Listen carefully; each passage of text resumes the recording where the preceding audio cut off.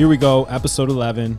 Chris, welcome back in Hey. a brand new room. Yes, I was about to say something feels a little different. A little bit different, right? It Yeah. does look a little bit different. We're here for episode 11, a very special one, kicking off in the new room here with somebody who was a very important character in my life for so many years and still is. There's still many things that I take forward in my life from not only things that his father has taught me, his family, but he himself as well. We have the pleasure of sitting with a great friend of mine, Timmy Natale. Timmy, thank you for coming on. Thank you, Tim. Appreciate it.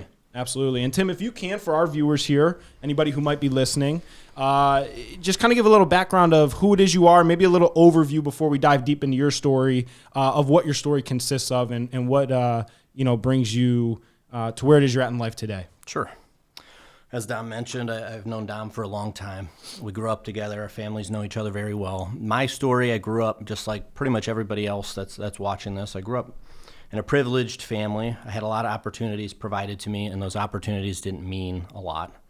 I squandered a lot of opportunities. I didn't pay attention in school. I didn't appreciate how important certain opportunities are in life, privileges. And I failed out of college. I actually dropped out of college to enlist in the military in 2013. And the main reason behind that decision was I changed my major 7 times in college. Mm-hmm. And I know a lot of people do, but it just nothing I did felt right in my heart. It just didn't make sense to me. And so I wanted to be in the military since I was a kid. I was G.I. Joe every year for Halloween. And up until probably the year I actually enlisted, even in college, I dressed up as G.I. Joe. Nice. And I can't describe the feeling I had in my heart the first day I hung the dog tags around my neck for the first time in basic training. I mean, it still kind of gives me chills because it was like the turning point in my life. Everything started to make sense. And so I spent 3.5 years in the military. I loved every second of it. And it really did change the way I viewed life. I was finally passionate about something. I finally cared about what I was doing. I enjoyed waking up every day. And then unfortunately in 2015, I injured myself. I was on a NATO support operation in Eastern Europe, and I broke my back and fractured a couple vertebrae and slipped a couple discs and permanently damaged my sciatic nerve in my leg. And about 11 months later, the military sent me a nice little letter saying that you're unfit for duty, and I was sent home. And to just speed up my story a little bit, I was medically discharged, and it put me in a pretty dark place. It was, finally life started to make sense, and everything was great in the military. And it all came crashing down with what seemed like in the matter of a couple months, which was challenging. And I know we'll get to it, but I wrote a couple books that kind of take you through that journey, even, the journey starting prior to the military, and shared a lot of experiences that kind of helped pull me out of that difficult time in my life. So I started writing to share those experiences with other people. A friend of mine had said, you've had so many incredible people in your life that inspire you and taught you these valuable lessons. If you share these valuable lessons with other people, then maybe it will help them in the difficult times in their life. And so that's why I wrote my first book. And from that moment, writing has been where I found that passion that I found in the military. It's I'm sure you understand what it means when your heart beats. I mean, you literally feel like what you're doing matters. Right. And that was the military for me. And when that was taken, that was writing and sharing inspiration with other people. Mm-hmm. Yeah. And so what do you do? What are you doing today? What's your day like today? So in addition to writing and creating new projects, and I have a blog that I manage, I spend a lot of time with. I work in the community mental health field. I have some family that struggled with mental health for a long time, and I struggled with it myself when I went through my injury. And I think there's a lot of people who have challenges in life, and that was my way of helping people, trying to do something good for somebody that may find themselves in the position I was in when I was struggling. Mental health it's a huge, at least in the last two decades, I'd say, I've heard a lot more with mental health. People struggling with the depression, anxiety. Obviously we're not in a Cold War. We're not in wartime or anything. So, but in a lot of millennials these days, it's, how can I deal with things that are, just getting out of bed? How can I, feel motivated? There's a lack of that. I feel like a lot of people, maybe it's lack of motivation or it's really just societal pressure. I don't know. I think that our society does a good job of putting pressure on people that we obviously don't need. Life is difficult enough already. I think our society makes an image of what we're supposed to be, and if you don't fit that image, that's a lot of pressure. And I think it's very difficult to get out of bed if you don't think, I'm the person or the type of person, or I'm not living the lifestyle that society makes me think I'm supposed to be. And it's very hard. It's a lot of pressure. And like I said before I joined the military, if you don't feel purpose in what you're doing every day, it's very hard to feel motivated. Mm-hmm. And that's where mental health really comes in, because if you don't feel motivated, then it's just a snowballing effect from that point. Yeah, that's right. Do you think that's an American mindset, or do you think that's just our, I think America is very extreme in our societal expectations. Sure. I don't think it's just American. I mean, I spent time in 12 different countries. Sure. But, I mean, my interactions with people is different than they are here in the United States. I think every society has an expectation of what people should be doing and what people's lifestyles should be. It's just a matter of what that expectation is. Mm-hmm. Yeah. Yeah. And do you think prior to you kind of finding what it is, like your passion, your purpose was, like you were getting sucked into that? Like, did you feel, I know you mentioned kind of, you grew up with all these opportunities, maybe silver spoon, this and that, right? Your dad was a big attorney. Yeah. Growing up, he was, a workaholic. I was very invested in his projects at work. Do you feel like maybe those goals were kind of given to you, like they were financial, like, oh, I want to go be a business person, so you were just following that, and that's why maybe you were not happy with what it is you were living out in your life? Maybe. Yeah. I mean, and I'm sure to some extent. Now, the one thing I have to give my dad extreme credit for is he always said, I don't care. I told my brothers and I don't care if you sell fruit on the corner of a street as long as you're passionate about what you do. Mm-hmm. And as a kid, that's hard to understand because we know that you have to make money to survive. I mean, when you grow up, you have to find a career that's prosperous in some way. And of course, for me, I didn't see that as selling fruit on a corner. But I did fall into the mindset that all of my cousins are going to college. My father and my mother both went to college. All of my uncles and aunts went to college. And fortunately, my family was in a position where I wasn't going to be taking out student loans to go to college. So it seemed like an opportunity that everybody else was doing. I should be seizing this opportunity too, even if it's not what my heart was telling me I wanted to do. Mm-hmm. I knew I wanted to be in the military, but I followed this opportunity because it almost seemed too good to not seize. I mean, how do you pass up on an opportunity that other people would die for? That's right. Sounds like my medic desire. Yeah. Are these goals my goals, or are they just goals set on society? Mm-hmm. I think a lot of people do struggle with that. Our society says, hey, you want to be successful? You got to go to college because education is the epitome of being successful. Well, we've seen time and time again, we pull how many more, credit reports a day. All right, you're $100,000+ in student loan debt. Yep. And you're working, a $32,000, $40,000 job. Mm-hmm. When you probably didn't even need a college degree for that. Mm-hmm. But society says, hey, you want to be successful? You gotta go to college. You have to take debt out. You have to do it. I think it's because society makes us think the end goal is what success is. You make good money, you live in a nice home, you afford nice cars, and our society has convinced us the way to get there is to get a college degree, when that might not always be the case. Now, I went back to school. I finished my degree. I did my master's degree. Congrats. With my GI Bill benefits, so I didn't, have to use student loans. But it is crazy to think about how many people pursue success, assuming monetary success is the only definition of success, and the only way to get there is a college degree. And I think that's so relevant in the United States that monetary success equals just overall life success. Yeah.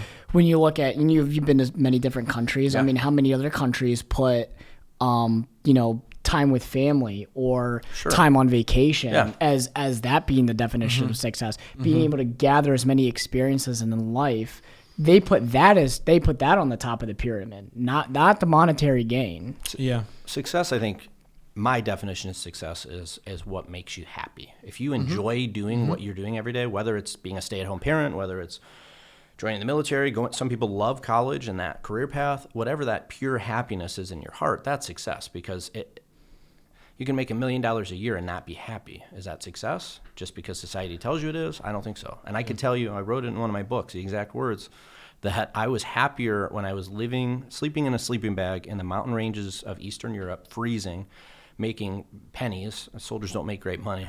That should come as no surprise to anybody, but I was happier then than I've ever been, in any other career field. I was happier then when the monetary success may have been completely absent, but that happiness and purpose was like the greatest feeling of success I think there is. Yeah.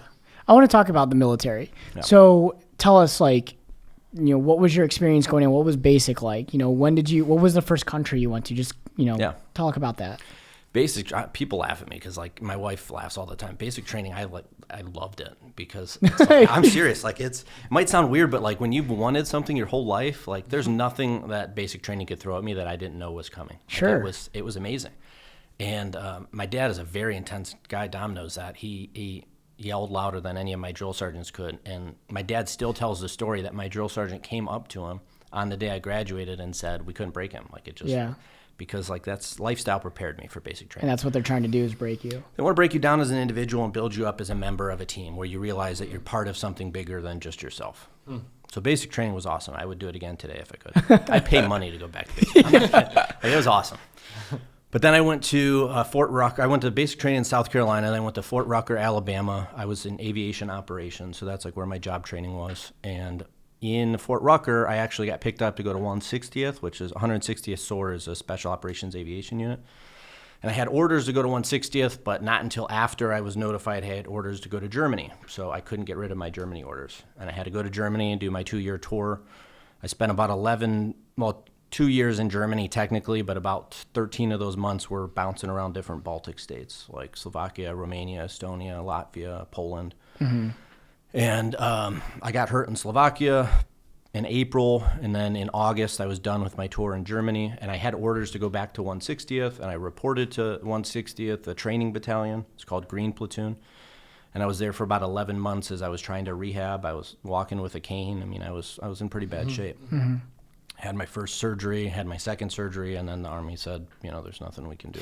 So when you were traveling through the Baltics and you were in Germany, what were you doing there? Mostly just the aviation? And so I did operations planning. So as part of NATO, what we were doing, it was after Russia had invaded Crimea. When we went to the Baltic states, we were kind of building NATO support bases. And so we were just joining with and training with these Baltic nation military forces and trying to, do these NATO operations as a joint task force, essentially. And so we set up a lot of these buildings. I was helping, kind of create the communication systems from base to base.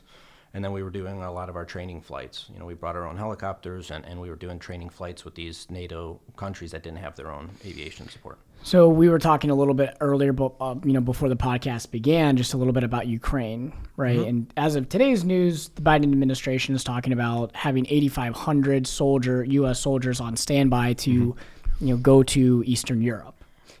So I'm just curious, like, as a military man, as being in that Eastern Europe and everything, what's your opinion on today's headlines? It's challenging because that is where I got hurt, and so we were there because, again, we were trying to show NATO support, and that's exactly what we're kind of talking about now. Now, whether it's too late or not is a completely different story, but sure. I think as part of NATO, we're there to support other countries, and those other countries are there to support the United States too. That might not always be an equal balance, an equal relationship, but I think if a country's struggling or countries are struggling in that area, then it's our responsibility to assist those countries. I think that's when you're a country like the United States with the resources and power and support that you have, there's countries that do need your support. I think what's important more than anything is that those countries make the decision if they want the United States to support or not. And that's a part that no media outlet will ever share with you, and I don't think a lot of people talk about that. If this was your country and somebody was risking invading your country, do you want another country to help you, yes or no? That's important. Yeah. So, Chris, remind our viewers again who it is we are and what we do. Hey guys, both Dominic and I are loan officers here at Liberty Home Mortgage. So if you or anyone you know is looking to purchase or refinance a home, please email us at the elevateclepodcast@gmail.com. Subject line, looking to purchase or refinance a home. Email's in the description.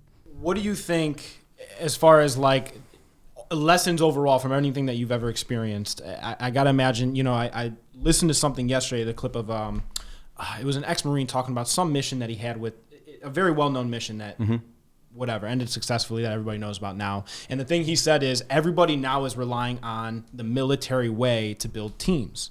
Is that maybe one of the biggest takeaways that you have, or what is your experience in the military? What is it? Yeah. What are maybe 2 or 3 of the most invaluable lessons, assets now in your arsenal that you take moving forward that'll always stay with you from now until beyond life? Being reliable. So yeah, you want to talk about military teams. You don't have to like a person on your team. And I think in the world, probably fair for me to speak for both of you that you've met people in your life you don't like. You might even work with people you don't like, or gone to school with people you don't like, or played sports teams. You can't always control who's around you, but being reliable and trusting each other when you're a member of a team is important. And that's what makes the military team so successful, is we come from all walks of life. But when you trust each other and you show the remaining people on your team that you are reliable, that's the integral part of the team that a lot of the civilian world forgets about. Showing the team members that it's about more than just us as individuals, that we do share, one heartbeat, that this is a team that operates as a cohesive unit and not just a group of individuals. So that's easily the number one thing I've taken away from my time in the military, is that life is about more than just yourself. When you are reliable, and when you're consistently reliable, and you live, that goes with the lesson that I know my dad taught you too. When you live your life for more than just yourself, everything else just kind of, the dots connect, and life does become easier. Military success and team success in the military is because people know and understand they're part of something greater than just themselves. I've heard you say a lot that life is the ultimate team sport. Yeah, it is. Yeah. Well, why is that? Obviously you just kind of explained it, but elaborate on that a little bit more on why that's folded into like almost your motto of life. Because it's true in every element of life. There's nothing, anybody that tells you they're self-made is lying. I don't care if that means they made $1 million or they've built a business. They didn't do it on their own. Even if it's them saying, I listen to a ton of people that I don't respect, and I would never do anything like my mentors. I decided to do everything and go in a different direction. That's still somebody who used other people to get them where they are. And I think whether it's in a positive or negative light, we rely on other people to help us progress as individuals. Now, I have a 10-month-old daughter. I couldn't do that on my own. I couldn't raise her on my own. So life is a team sport, and between me, my wife and I. With my employment, I can't serve the clients that we serve in community mental health by myself. I need the rest of my team to do that. And so military, civilian life, family life, everything is operated everything is easier when people operate together. Yeah. Jordan Burroughs, Olympic gold medalist in wrestling, talks about that when he's like, hey, it takes an entire village to create one great warrior. And he talks about every aspect, from his youth coaches to his family support to his his college coaches to the trainers to his nutritionists to his mental health coach. All of those aspects, he needs such a spectrum of people to help support him so he can do what he and wrestle at such a high level. So that's true. I think if you're that kind of selfish, you think you have that mentality, I could do everything on my own. Yeah, no, I think maybe you're very talented, and that's okay, but you're not going to get that much further. Right. Yeah. You may have the short-term success, but the long-term success doesn't last. I don't think there's longevity there. Yeah, I would love to be in a situation where somebody can honestly tell me I've done everything in my life by myself, because I would rip that person apart. I'll try and find them. Just the truth. Tell me you've built a business on your own. Fine. Do you file your own taxes? No. nobody does everything on their own. There's always somebody you rely on, whether it's the most minute detail or the macro element of who we are. You need people to succeed. Yeah, I think the whole self-made thing that has come out, over X amount of past years is just Scheme. You're in a lot of rap songs and this and that. It's like, oh, self-made millionaire, billionaire, this and that. It's like, who's recording your video? Yeah, it's an egotistical drive. That's who's writing your lyrics? Yeah. I get it. I get the message behind it. Totally don't agree with it or see it eye to eye in any way, because again, I agree. There's always somebody else that you have to rely on in any aspect of life. There just always is. Yeah. Yeah, and I think the military is such a huge parallel for life. That's right. Because you have to rely on other people. You have to. I'm just curious. So I have friends in the military, Marines, and one thing that they always tell me is it's difficult to come back to civilian life. Yeah, very. Talk about that. How was it for you coming back from obviously being three years out in Eastern Europe? Yeah. Now you're coming back to a normal life. Far from. Yeah. Well, biggest challenge for me was my wife and I have been together for 11 years and married 2.5. And she obviously knew me before I left for the military. She knew me when I was big and strong and muscular. She knew me when I was this confident person. And then she knew me all the way. We were together all the way throughout my time overseas. She knew me when I was G.I. Joe and I was getting these awards and I was succeeding and I was recruited into these certain units. I was doing great. And then I came home to this family that thought I was G.I. Joe, and I was broken. I was walking with a cane. So that was the biggest struggle for me, as I came back to the same life that I left, but I was a completely different person. Yeah. And then I had to adjust. I went right back to college. So then I went to a college campus. I was 25 maybe, and I was around a bunch of 18-year-old kids who hadn't experienced the world yet. So I sat in these classrooms, and I had experienced the world on a very intense scale. Different level, yeah. And I couldn't build relationships like I did in the military because they just didn't understand. And a lot of them had different viewpoints than me, which is fine too. But it was an adjustment because it was just such a different world than I left behind. Yeah. 3 years was so much, but then what I experienced in 3 years was what a lot of people might not experience throughout 20 years. And I had to come back and assimilate with college kids. I imagine just sitting in the classroom learning about experiences and everything. Well, you've gone through those experiences already, and they're trying to teach you these things. Like, listen, man, like the world's very different outside of this box. You know, outside of these four walls, when I was out in, the Baltics, it's a very different world. Yeah, it is. And it's very challenging when a college professor, who I do think, educators have good intentions. It's just their experiences are different. So they were trying to teach me about international conflict. And I don't think the book is going to tell you, it's going to tell you something different than my own experience. And that was very difficult for me. Just understanding that it's not my job to convince people my experience is the right way or that my viewpoints are the right way. People can think for themselves. It doesn't make it easy, though, to be in those environments. But you were dude, the book aside, you were there. I got into a pretty heated argument with one of my professors. Really? Yeah. And Let's talk about it. It was, I won't go into specifics because we made up. We're friends now. But That's good. The challenge was, he was telling me, this is what happened when Russia invaded Crimea, and then this was the United States' response. And I sorry, sir, but that's incorrect because I was part of that response.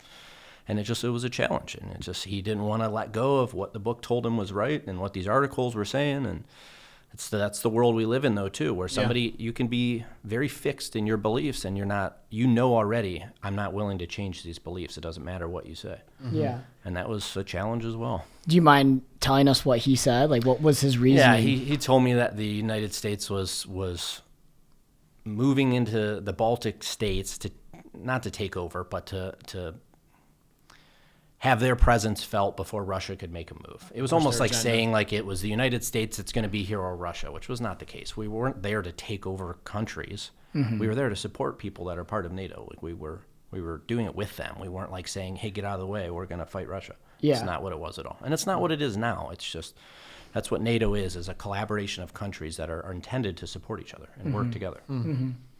Yeah, that's crazy. Yeah, especially when your professor trying to tell you, like, dude, come on. Like, I've lived it. And there's a certain point, though, too, where arguments just aren't worth having if somebody's not willing to change their mind. Yeah.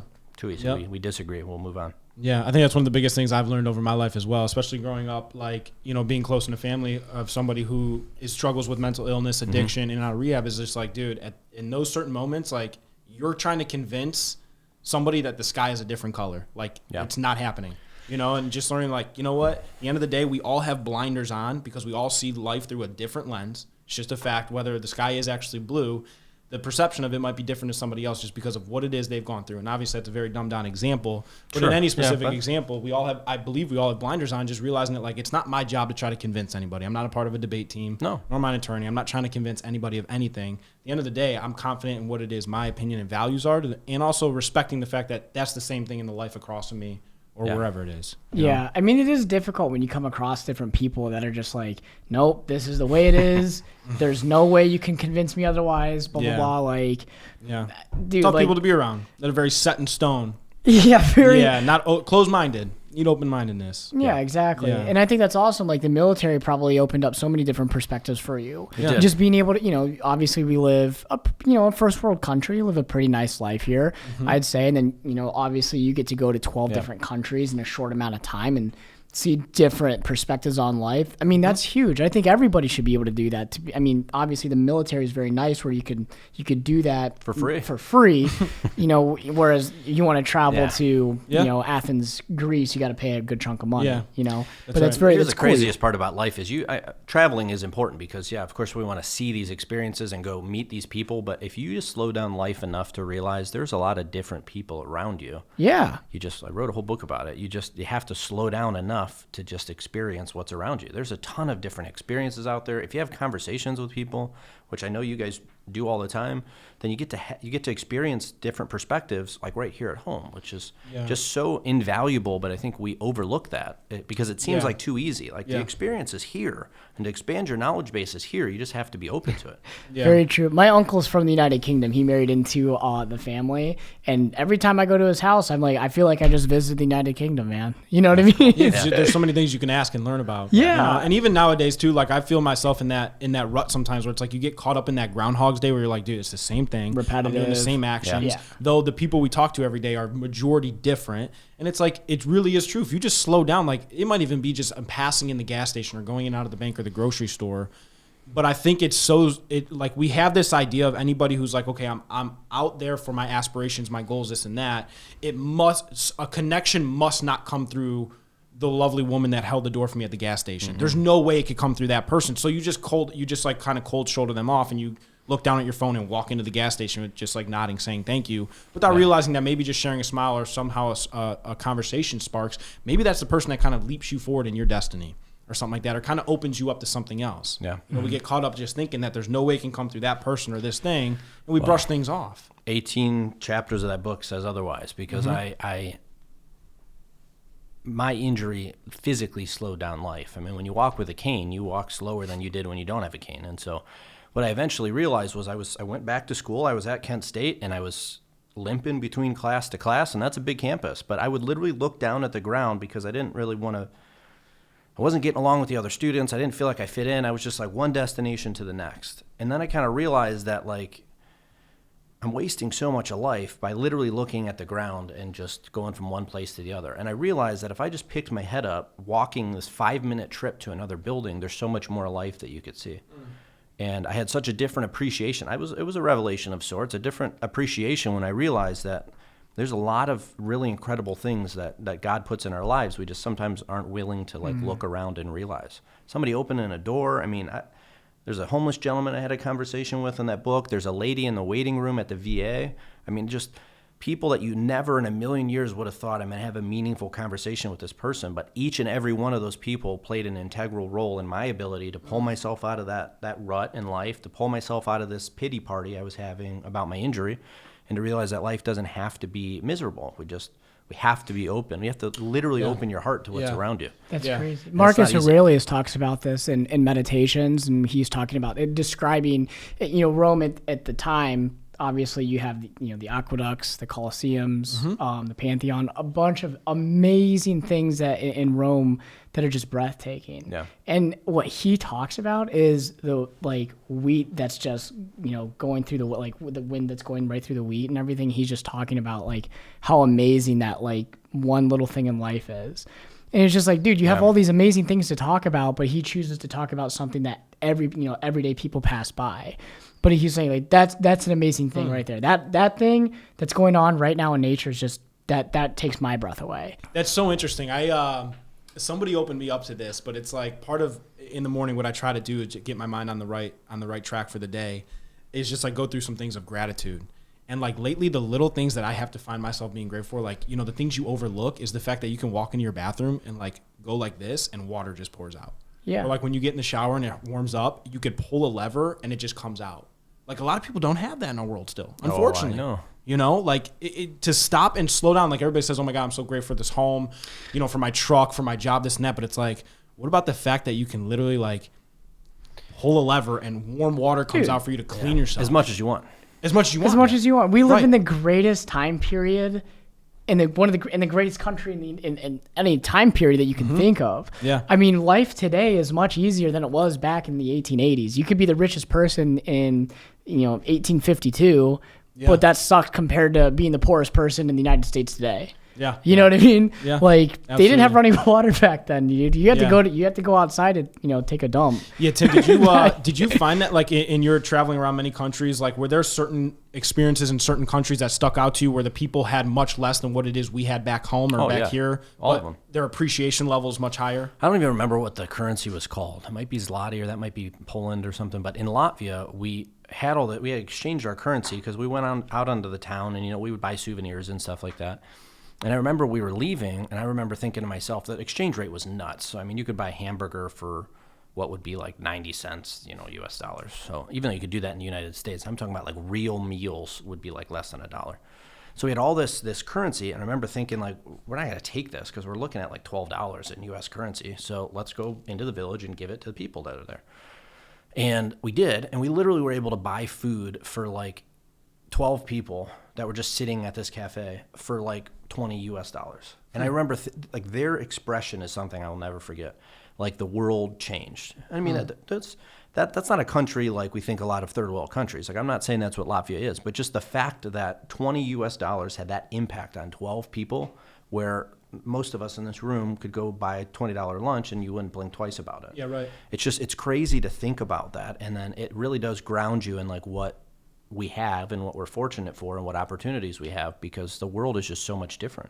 In Slovakia, I showered with a PVC pipe that just had a drill hole in it and water spurted out. So now when my wife laughs at me and says, like, you could take a shower in 2 minutes, or, the hot water tank is running out of hot water, like we only have lukewarm water today, you're never going to hear me complain because I've seen the other side of that. Yeah. And same with food. Like, I mean, Yeah. I'm not somebody that likes to cook, but because I don't like, food is food to me, really. And the military kind of ruined that for me. But, like, you're not going to hear me complain saying, oh, we're having this again today. Like, I'll eat the same meal 4 days in a row, because there's people in this world who don't have food. Yeah. That would love to have chicken 4 days in a row. Yeah. So life is simpler than we make it out to be. That's interesting. So if you can't, I don't know if is there any way, I feel like, I hope I'm remembering this correctly. I want to say like this was back even when I was in high school and when you first came back, or maybe it was one time I was texting you. Is it, you kind of compared, if you can, like compare it to like a movie or a more hard set in stone example of what it is you kind of did. Didn't you mention it was like Black Hawk Down, but you weren't the guy on the troops. You were the guy on the... Well, Black Hawk is the helicopter. So right. So you were doing the aviation operations, Yeah. right? So you would tell them like, hey, this is how the hell we're getting in. You're going to do your thing, and then this is how we get out, right? Yeah, I mean, I guess in the grand scheme of things, it was aviation operation planning. We planned flight routes. We managed the helicopters. We had Blue Force trackers, a system we use where it looks like, a little blip on a map, and you can follow a helicopter. And so it was a lot of the operation planning. And then, coordinating when they were in the air, they would do their radio checks and communication with the helicopter. That was us. Were you on the helicopter? Like I as they flew would, all the time. Okay, you were in it. So all it the just time. depends. I mean, it just depends. So I did LNO for a while, which was just a liaison with ground forces. So I would fly and just kind of be like their radio guy, and it just depends. So the military is cool because your job could be a cook, but you might never cook. I mean, it kind of depends on the unit you're in and what they need you to do. Okay, and then the injury, very specifically, how did it happen? Where specifically were you at, and why were you in that situation? I'll give you the short story because I don't like telling the long story. But I was in Slovakia, like I mentioned. We were running training operations, essentially, like, bringing soldiers to and from certain destinations. And we have SATCOM radio, which is a satellite radio that goes on the roof. And it was a big rainstorm, and the satellite radio broke, essentially. And it's really scary when you got 12 people in each helicopter, and they're on the other side of a mountain, and you can't talk to them. And it's a thunderstorm. It's very terrifying. Yeah. Because obviously helicopters don't do great in thunderstorms. So I got up on the roof and was trying to get the satellite radio working, and the radio went off the side of the roof, and then so did I right after it. And so by the wind, I got blown off of a building that was probably 20 feet tall, knocked completely unconscious, and broke my back. Was somebody like down? Like, did you get found? Oh, no. About 30 minutes later. Oh, no kidding. Yeah, so there was like 6 of us there, and we were with the Slovakian Special Forces guy and then some other American units we were supporting.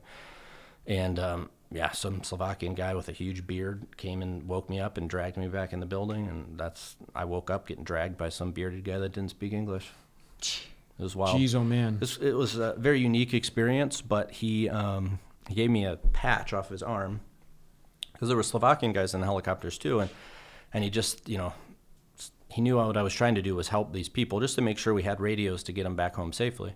And he gave me his little flag. I have a Slovakian flag that I have in a glass case in my office at work, because it's just a reminder that, we did a lot of great things with a lot of great people. That experience sucked, and the injury is something I still deal with today. But as far as pain and everything. The experience itself is something I'll never forget, because, I've never would have thought when you and I met 20 years ago that I would have been in Slovakia at all, let alone in the military and doing all these things that I loved. To come here and talk about it now. So, going home, if we can go back to this, because I think it's super important, because I feel like a lot of people get to those points where they do feel stuck in life. You came back from the military after finally finding something that was a passion of yours. You feel like life is clicking, everything's great, and then you get kicked in the nuts, right? Bad. And it's just your sails are totally blown. And now also on top of that, you have this massive back injury, which dealing with pain every single day, I mean, that takes a mental toll on you as well, to the point where you feel frustrated. You can't move as well. I mean, you used to play baseball, football. You were athletic. You were trying to do everything growing up, to now where you can barely bend down to tie a shoe on your own and put on your own damn socks. Yeah. On top of also being kicked in the nuts of coming back, of being like, damn, everything that I was predicating my life on growing up and finally found is now gone. Yeah. You have no kind of activity in the military anymore. So what was that like? I know obviously you were leaning on people to find yourself back, but what other mindsets, what was your mental landscape there? And then what other mindsets help pull you out of that to get back on road in your life? Here's the hardest part. I mentioned that I wasn't listening to my parents. I wasn't seizing opportunities. I was pissing stuff down the drain. I was failing out of school. I was taking advantage of everything before I left. Then when I finally found passion and I was like, wow, all these things that my parents taught me is starting to like click. It's starting to make sense. Life makes sense now. I'm doing the right thing and I'm getting good results. You know, I'm investing myself in the military and being a great soldier, and I'm doing great and I'm being rewarded for it. Then when it gets swept out from under you and it's not something that you did wrong, the first thought in my head was, I didn't do anything wrong. Why did something bad happen to me? Yeah. Because, you know, you think in life, all I got to do is the right things and just keep doing the right thing and good things will happen. But we kind of convince ourselves that that means bad things won't happen because we're doing the right thing. So that was my first challenge. It was like, I didn't do anything wrong. Something terrible happened to me, but am I going to let this just pull me back into my old life and my own ways where, you know, I'm just going to say, screw it, I'm going to stop trying in life? Or am I going to find a way to dig myself back out of it? And I realized quickly that I'm just not the type of person that could say, screw it, I give up, I'm done. Yeah. I did that, I tried like the whole victim. It's just not me. My brain doesn't work that way anymore. I met too many incredible people that changed my life in the military. It would be a disservice to them and their legacy to say, I'm not trying anymore.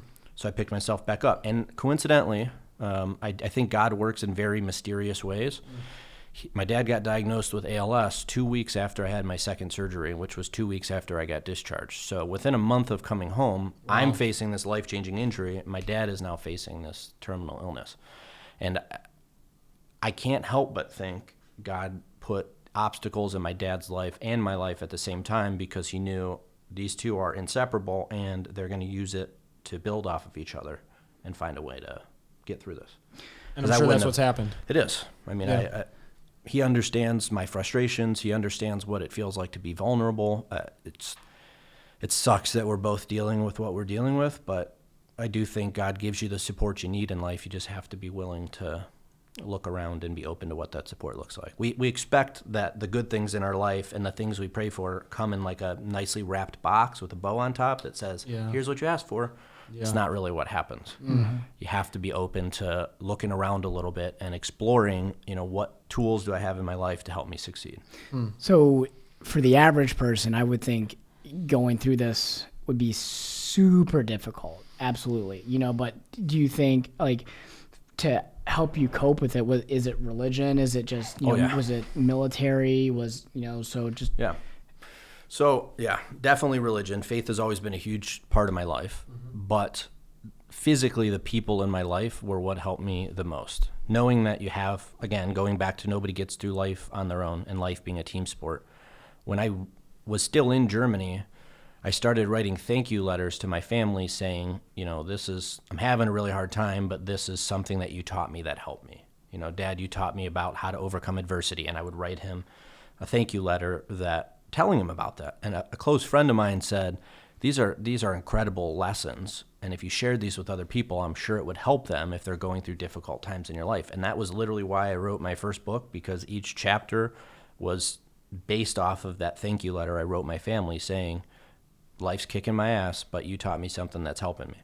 And I literally put it into a book for no reason other than my friend said, other people need to hear this. I think that's such perspective, Dominic, just because, you know, we're in sales and we deal with a lot of salespeople and, you know, on our teams and everything. And what's the worst thing that happens is, you know, you don't close anything for a month. Yeah. the end of the day, you're still going to be able to, breathe. You're surrounded by good people. You're surrounded by family. So it's perspective. That's right. And how you cope with it obviously is up to you. I think it's up to the individual. But I just feel like, a lot of people would just be down and out and just be the woe is me character, which obviously you're not. Yeah. I tried it. It's just not for me.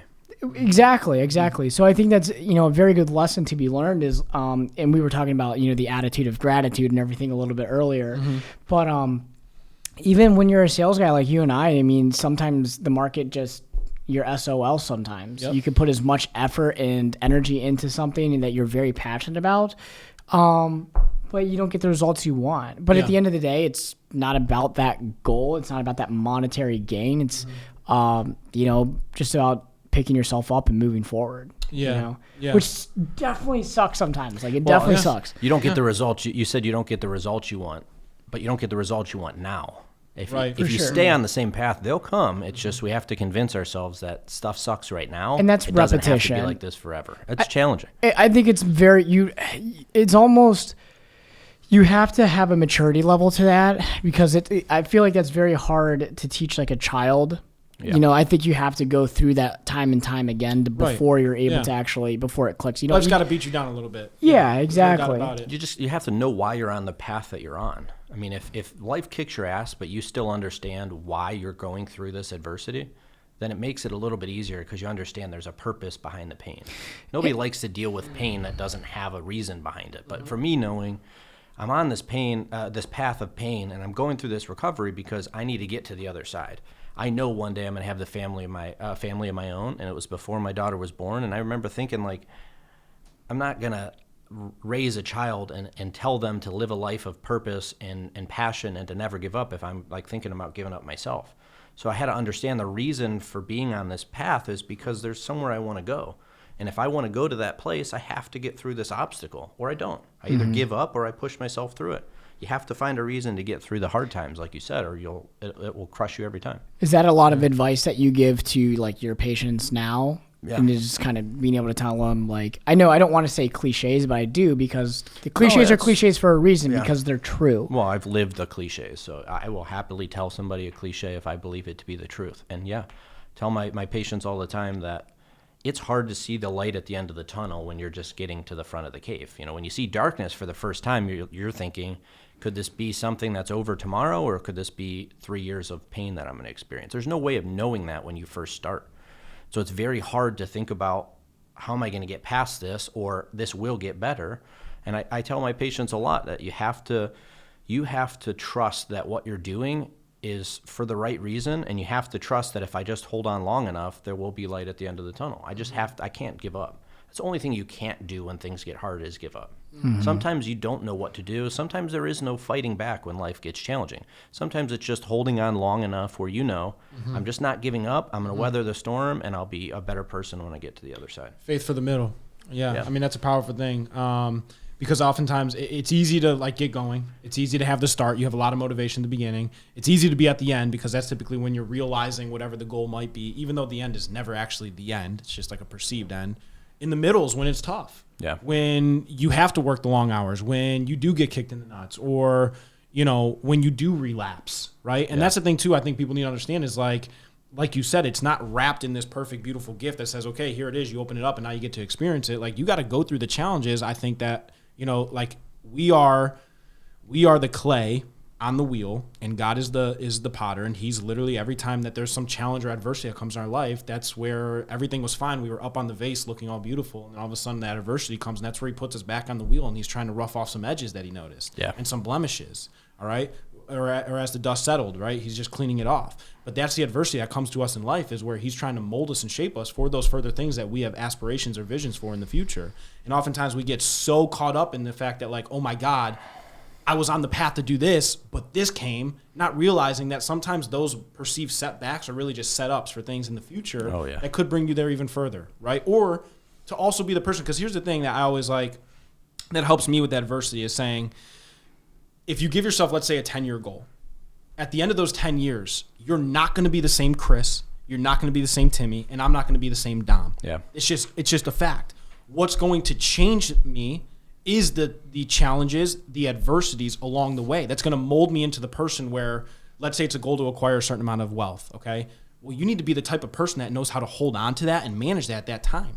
You might go through some series of loss to understand how to better acquire and to hold on to and to invest better. If it's for the sake of building a business, you might experience loss or quick turnover with employees to better understand, okay, these are the things that I want to employ for long-term growth and longevity. Because those adversities are what shape you to be that person in the future that can hold on to whatever it is you have. It's because that's where confidence is developed. I mean, people think you get confident when you succeed because you said, oh, I tried, I did it, I succeeded. Now I am confident I can do it again.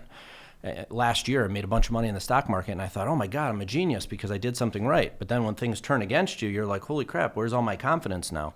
Especially right now. Exactly. Yeah, right now. So there's a perfect example. Too good. Right. So, but this is a perfect example, though, because confidence is built in the moments of adversity, because then you have to realize, like, hey, can I really do this? Or was I just riding the success train for a while? Was everything kind of lining up for me?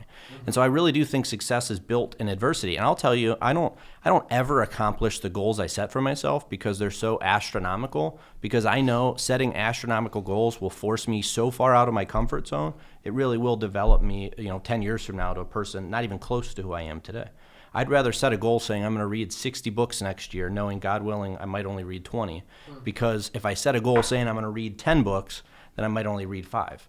Setting a goal that seems so far out of reach will pull you so far out of your comfort zone that you'll face adversity and you'll face challenges, but in a way that's so much more constructive because it's building confidence. When I went back to get my master's degree, Kelsey wasn't pregnant yet, but we were trying. And I remember thinking, I'm not doing grad school when my daughter's born.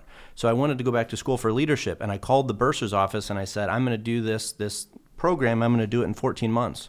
She said, nobody's ever done it in 14 months. It's a 36-month program. I said, listen, lady, I'm not anybody. Like, I'm just, that's not the way my brain works anymore. Tell me I can't do something and I'm going to do it right in front of your eyes. And I did. And the reason I share that story, and I tell my clients this all the time, is because you have to force yourself so far out of your comfort zone if you want to build confidence. And that confidence isn't just used for success, like personal success and chasing goals, but that confidence is that concrete confidence that helps you when that adversity comes, where you know, like, genuinely I am capable of so much more than I thought I was because I know challenge. And I'm not used to just leapfrogging from one paddy to another in a river. Like, I'm taking huge strides because if I fall flat on my face, I will take a step back, I'll learn what I need to do better next time, and I'll be more confident when I make my next approach. I've fallen on my face so many times since my injury, but nothing seems as bad as that challenge. And no challenge is scary now because I know I've overcome the worst challenges in my life already. Now I just need to not let those challenges push me farther back than I am today. That's why I say, like, when you're early on in life and you're doing sports, I think that's such a good parallel for when you're actually doing life, like when you're in your mid-20s and beyond. Just because sports teach you all of that. You know what I mean? It teaches you the teamwork, the adversity, getting through challenges, getting out of your comfort zone, physically, mentally, spiritually. Jordan Peterson even talks about that in one of his books, where he's just like, playing the game is just a game for life. You're going to be able to, have the losses, but you're going to be able to go through adversity because that stuff is preparing you for when you're ready in life, Right. Right. So I think, like, doing sports at an early age, whatever it may be, is huge for that. I think that, like, complements that really well. What do you think about that, Dom? Did you learn any life lessons in sports? It's so funny. As you were saying that, I was like, there are probably so many things that I can coin that his dad used to say. So his dad was our football coach in 7th and 8th grade. Mind you, after him, you graduated St. Rita in what, it was like, seems like forever. Yeah, I mean, geez, I graduated high school in 2010, so okay. 2006. Right. So the point in me bringing that up, though, is you were a senior in high school when I started playing 7th and 8th grade football for your dad, which means that he stuck around just because of his passion to coach the kids. Coached for 17 years, yeah. That's right. And, oh, my God, I mean, there's so many. I mean, first of all, he used to bark up and down the field nonstop. I mean, I was saying it the other day in conversation to somebody, if you always do what you always did, you will always get what you always got. Yeah. I mean, that's one thing he used to always say, right? Opportunity is like a sunrise. You wait too long, you'll miss it. Mm-hmm. The Secret. I mean, The Secret is in the Facing the Giants. That book is still something or the movie is still something I constantly think about. And the race, that's what it is, the race. And the secret he gave us too, I'm pretty sure. But the race of, like get back up. Doesn't matter how many times you fall, keep getting back up. But it is so funny. I know we've talked about this before, how like you don't realize it till later in life about how sports and like, you would be pissed off at the coaches, you'd be pissed off at this and that, but realizing like outside of the wins and losses, the lessons that truly do come in sports. And I look at football in mine as being that's the predominant sport that I've really enjoyed growing up and playing through senior year of high school. Was today's just another rep where I got to put my hand in the dirt. And I might get my ass kicked. The guy might kick my ass from across from me. But I got to strap up, put my mouthpiece back in, put my hand in the dirt, and go there for the next play. And hopefully that's tomorrow. Yeah, right? Man. So it really is. And, as we kind of like go towards the closing of this, you brought up kind of ironically, like just, leading into your father is he was a very important piece in my life for so long in so many people's lives. I mean, again, he stuck around. He was coaching for 17 years in CYO. He's made such a huge impact. What's like a major lesson that stuck out from him for you in your life that you take every single day? Easy. Hands down, that he used to tell me two things. You can count your true friends on one hand and surround yourself with good people. And again, back to life being a team sport, had I not surrounded myself and been open to the people that were around me, I wouldn't be here today. There's no question in my mind. There's no way I would have made it through that adversity if I just like put my head down, bury myself in a dark basement somewhere and thought, this is what life is now. But I surround yourself with good people who want to see you succeed, people who encourage you, people who challenge you, people who call you on your bullshit and your excuses. I mean, you need to surround yourself with people who genuinely care about who you are, and then you need to be that person for other people. I mean, people need to know that when shit hits the fan or when things are going great, they can rely on you to be there for them in their life. And I want, hopefully, the people that count their true friends on one hand, I hope that I'm one of those people, because I think life has so much more purpose when you live for the benefit of other people and when people live for the benefit of you. I mean, it just the collaborative lifestyle is the only life I want to live. I mean, there's a great sense of accountability there too. I mean, to wake up and realize that like I have to do certain things because now I have a daughter and a wife who's relying on my support. Oh my gosh. It hasn't been about me since the day I broke my back. Yeah. If it was about me, I wouldn't have gone through 3 back surgeries. I wouldn't have had thousands of pain I wouldn't have done that because I could deal with pain. I did it because I don't want my wife to see me limp. I don't want her to help me put my shoes on. My daughter, I'm not going to tell her one day, no, baby, daddy can't take you to the park because he doesn't feel well today. When you live life for other people, things make sense. And you find motivation that you never thought you'd have. That's powerful. That is very powerful. Do you know, how are we doing on time, guys? We're at 52. 52 minutes. Cool. We have a couple more minutes as we kind of wrap up here. Chris, do you have any closing thoughts or closing questions? Anything you wanna further ask Timmy? Yeah, man. I just know that because I wrestled, right? I didn't know if we've talked about that. Like when I wrestled back in high school and college, there's a good saying out there, like, once you wrestled, everything else in life is pretty easy.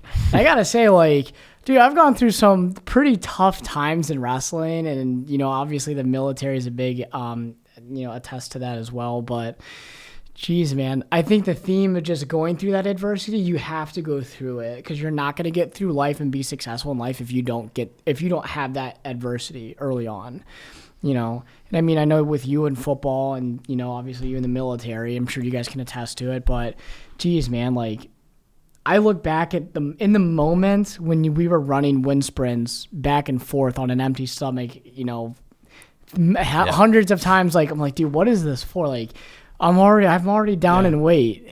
My conditioning's already good. I'm just going to keep doing it. Our coach did it just because he wants to push your body as far as you could. I mean, dude, my sophomore year of high school, we did 66 wind sprints. And I remember thinking, I was like, usually we never went past 20. We usually do 20 and we were like, all right, that's a good practice. That's our conditioner for the day. All right, let's go shower up. But once we got to 50 wind sprints, I was like, we're going to 100. There's no way. Like, so, we're going to 100 wind sprints. I know it. And then we hit 66. I was like, and then we had to, we huddled in and we're like, I remember our Coach Hayes was saying, like, that's adversity.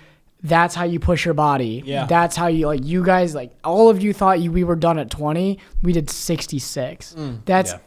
I was just like, dude, even right now, I just get chills from it thinking about that practice. Well, there's two types of people in those scenarios. There's the type of person that knows, hey, normally we stop at 20, so I'm at 16 or 17, and I'm going to like kind of chill because I know I only got 3 left. And then you got the other person who's like, I'm going to go, I know we're going to 20, so all I have to do is run 20 hard wind sprints, and then it's over.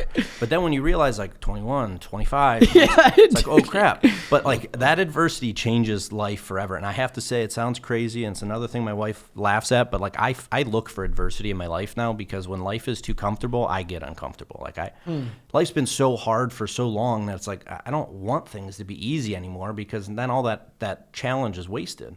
I built all this confidence. I've overcome all these obstacles. I'm not ready to coast through life anymore. So it sounds weird, but like, yeah, I don't like downtime. Like I'm up at 4 a.m. I'm going to bed at 10 o'clock because I got stuff I want to do. And any minute that I'm not busy because life, the challenge of life and the results of knowing I succeeded in the face of adversity is addicting. What's weird is in those moments of doubt and fatigue, it was almost like I felt more alive. Like, I don't know if it was like the closer to feeling dead that I was, that I felt more alive. I don't know. Sounds like basic training a little bit. Yeah, but it was just like, holy crap, like I'm doing things that the average person's not doing right now. Right. And I don't know, it felt pretty amazing to be done at 66 wind sprints. And I'm just like, wow, like I did that. Like that was tough and I did it, Yeah. Tim, I got to ask, like, as we kind of wrap this up here, we talked a lot about the journey of life, achieving goals, setting goals, going after new things, finding your passion, being kicked in the nuts, and then trying to find it again. Mm-hmm. Oftentimes, and we kind of touched on this with our society, I think a lot of people think that there's like the cheese dangling out there that we're on the wheel chasing, right? And obviously on the wheel, you're not gonna catch it. You're not gonna catch it. So for you, when did you finally realize that this life is so much less about the destination or the goal that you're trying to achieve and more so about the journey and the things that happen along the way, and that really that destination is just going to be a new destination that you push out and keep trying to go after, and that's not the real fulfillment in life, it's the journey of it. And if you can't touch on that. The evaluation of where I am today. Am I happy today? Am I happier today than I was yesterday? Am I in a better place today than I was yesterday? When we talk about the wheel and cheese, we're all on the wheel until you decide to get off of it. But let's say that cheese is your goal and you're chasing it, and by some miracle you actually get it. Most people just put up another piece of cheese and do the wheel all over again without realizing, like, I fought so hard to get this. I finally have it. Now I appreciate what I have. When I came home, I just wanted to be able to walk again. When I finally took the moment to say, like, holy shit, I didn't limp today, then it was like, life isn't so bad because I'm recognizing progress as it's happening. It's not just like what's next and what's next and what's next. When you realize and evaluate where I am today, is this where I want to be? Am I better off today than I was yesterday? If the answer is yes, then you're going in the right direction. You have to be easier on yourself than beating yourself up every day. If you can look at yourself in the mirror and say, I'm better off today than I was yesterday, in whatever regard that is, then you're heading in the right direction. That's life. I mean, as long as you're better off today than you were yesterday, you're going in the right direction. I mean, what else is there? Life is simpler than we make it out to be. Now, some days are better than others. Some days you might be 20% better today than you were yesterday. Some days you might not be. But the goal is to be better today than I was yesterday. That's it. And even when you do realize you're passionate, it's not like you're not going to have bad days or adversity's not going to come your way. I mean, that's a thing too. I think people get caught up in, right? Like you'll say, like, okay, today's the day I'm turning a leaf. I'm going to work on patience. Then all of a sudden somebody cuts you off. You're like, motherfucker, right? And you're like, damn it, I was impatient. It's like that's not. We'll try that's again part tomorrow. of the journey, Sure. right? That's part of the journey. Like that's part of like, okay, but now think about it. How in that moment you recognize, okay, this adversity came to me. Timmy 5 years ago would have said, oh, well, woe is me. Yep. Yeah, woe is me. I'm done. But now the Timmy today is like, all right, you know what? I recognize I messed up in that situation. Let me try it again so that the next time the person cuts me off or just closes the door when I'm 5 feet away without holding it, I'm not going to get pissed. Yeah. Okay, and then boom. Okay, boom. Now that's growth, right? Yeah. You know, am I allowed to swear on here? Is that like yeah? All right. So here's I have to ask because this is like my wife and I's running joke. On the days when I'm in the most pain, it's instinctual to feel bad for yourself. She'll come up to me and she'll say, "You ain't no bitch." And that's like her way of saying, go work out, go do something, go take the dog for a walk. We're not doing this pity party shit. And it's saved my life because it is. I mean, the road to recovery is not just like every day I do physical therapy, I get better. There's bad days. There's days where the pain's bad. There's days where I fall in the snow like yesterday. But as long as you kind of remind yourself that like, okay, I can be frustrated in a minute, but I got to just keep going forward. That's all you can do. You ain't no bitch, and just get back on the path and dust myself off and keep going forward. I love that's it. the rule. Maybe we'll make that our title of this video. Yeah. She'll Right, love you guys it. got that? That's awesome. Tim, before, as we truly, I know I've said this a couple times now, the 2 books, Yeah. if we can, just touch on these for a second. And where can everybody, do a little self-plug. Where can everybody find you? What's Sure. your website? Subscribe to your blog, Instagram, Facebook, all of it. Yeah. So my website is timothynataleauthor.com. Both of these books, Reflections from the Man in the Mirror, that's my first book. Secrets from Strangers, that's my second book. You can buy them on the website, and I sign the copies and write messages and send them out to people, or they're both available on Amazon. This book, Reflections from the Man in the Mirror, is about all my close family members and friends that took me from a college dropout, spoiled asshole, to going through the military, through my injury, and help kind of pull me out of the other side of that challenge. And Secrets from Strangers is about 18 life-changing encounters I've had with complete strangers, people that I never thought I would have conversations with, but that changed my life. And so I wrote these books to share my experiences with other people and help them realize life is challenging, but we can get through it if we share our experiences with one another, and that we have our hearts open to what God puts in our life to help us succeed. That's amazing. Well, again, Timmy, we thank you so much for coming out again to all viewers. Hey, everyone. Thanks for tuning in to this episode of the Elevate Cleveland podcast. Dominic, wrap it up for us. As Chris stated at the beginning of this podcast, we are licensed loan originators for the best mortgage company in the land. That is Liberty Home Mortgage. Guys, if you or anybody you know is looking to purchase or refinance a home, doesn't matter if you've done this 1, 10, or 100 times, call us, email us. The email is in the description below. Reach out to that email. In the subject line, put looking to purchase / refinance a home. Whatever it is your goal is, Chris and I will reach out to you within 24 hours, and we look forward to helping you with whatever it is your specific home goal is. Thank you. Chris and I here with episode 11 Elevate Cleveland Podcast. We are out. Thank you.